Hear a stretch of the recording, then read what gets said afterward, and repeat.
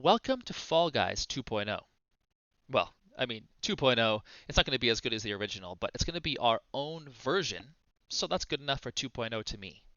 In this first video, I want to give you a quick tour of kind of the final product that we're going to make in the tutorials. Now, the version that you're going to make is going to be much more sophisticated and refined with improvements and more clever ideas in place. But I wanted to create kind of a simple prototype for you to just see what we're aiming to learn in this section and to get a bit of a sense of what the gameplay looks and feels like in this Fall Guys prototype. What I've tried to do is retain a bit of the feel of the game, if you actually played Fall Guys, and to include a few of the different types of obstacles and events that you come across in the game itself.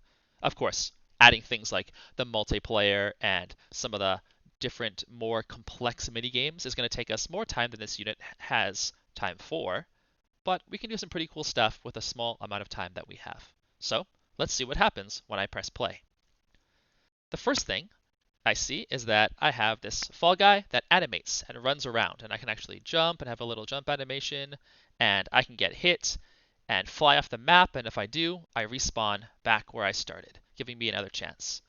And you'll notice here that these spinning obstacles knock me out of the way, and I have some control in the air, but not enough. So I need to be clever and jump over the obstacles and kind of make it through this bit of an obstacle course here. Now, here I have some deceptive walls. I need to try to figure out which wall is the one that's going to let me get through. And luckily, I have this memorized, and I know that it's this one right here. And when I hit it, I have this cool explosion of materials, and I can push them around a little bit, but I found a way through to the next obstacle. When I get through here, I see, oh, I got some ramps that are teetering, and I got to figure out how to get up, oh, and over, and I've made it, and to the next step. And all right, here things get a bit intense. I got these other spinners, and I got clipped by one. Can I salvage this? Maybe. I landed. I was fortunate, and I can jump. Okay, let's jump over. Here, I got a little springboard if I can time it right, and I didn't, but luckily, I have some control. And let's jump. And Mr. L is killing it. And oh, kind of fun, even if it's a bit janky. And here we go. I've made it past the obstacles to this beautiful kind of special effected endpoint. And when I jump on this, I get my great next level now loading, some fireworks and a dance.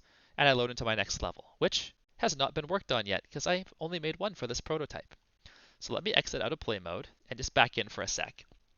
So the main things we'll be learning how to create in this section are the animated fall guy in the first place, some of these spinning obstacles, some fake and breakable walls, these seesaw teeter-totter style platforms, and the ability to respawn back at the start if you fail, as well as a finish line that you can reach that sends you to a new level. We got the basics of the Fall Guy experience here, and once we learn how to create and get these up and running using my tools, you'll be able to weave them together into your own special and maybe very difficult obstacle course levels that you'll be able to play with your friends.